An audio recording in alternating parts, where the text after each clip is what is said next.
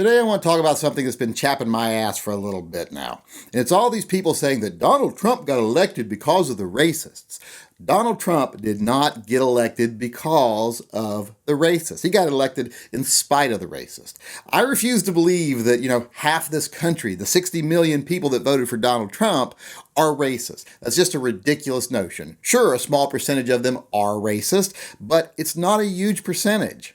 And I freely admit that, yes, the racists do support Donald Trump. I mean, he's the darling of the alt-right. And the alt-right are basically just modern-day Klan members who got tired of ruining their sheets and want to have a day job. So yes, racists do love Donald Trump, but that's not why he got elected. There are not nearly enough of those people to win a national election. They're not some giant movement. Have you ever seen Klan rallies? It's like the same 30 weirdos show up in every state. Same thing with the alt-right. It's like the same 50 weirdos that show up at every one of their meetings. They are not a huge movement. I've had bigger movements than that after my son makes me eat Taco Bell with him on the weekends.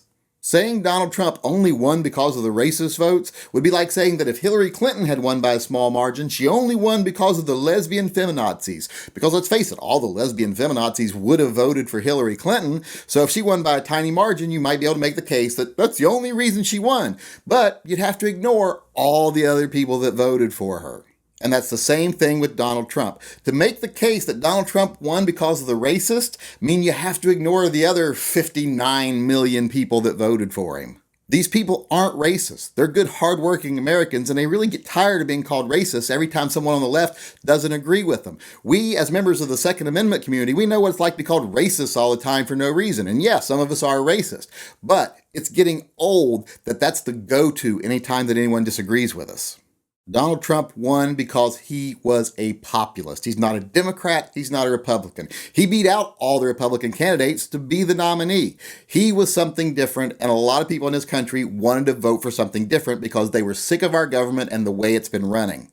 They're getting sick of the nepotism and the cronyism in today's politics. They're getting sick of career politicians that do nothing but serve their own bank accounts. They're getting sick of being ignored by the people that they elected in favor of big money interests overseas and big corporation interests here in this country. And they're getting sick of being sold this bullshit idea of this global free trade utopia where if we just trade freely with every country, we'll bring everyone up to our standards and there'll be no more human rights violations and everyone will get paid a livable wage and everyone will be happy and working. That's garbage.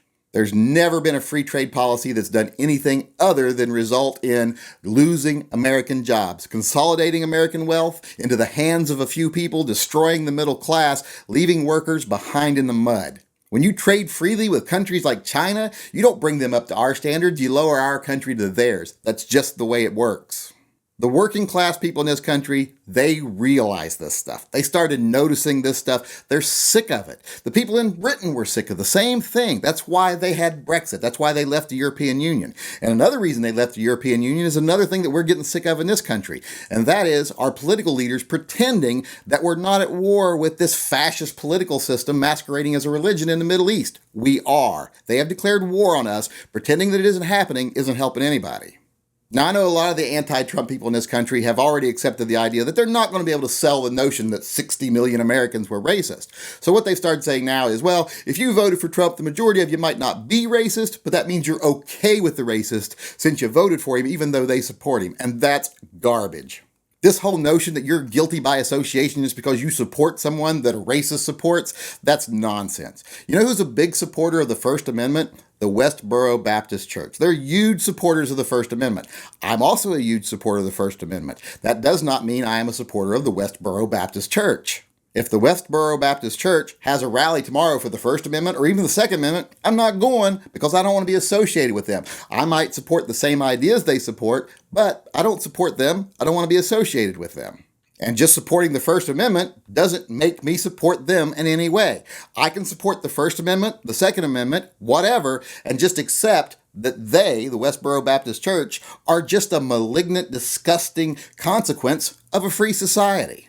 And people who voted for Donald Trump can say the same thing about the racists. They can say, I support the candidate. I do not support those people. Those people are just an unfortunate circumstance of living in a free country. But you know what? In the end, it's worth it. And me supporting the candidate I want to support does not mean I support them at all.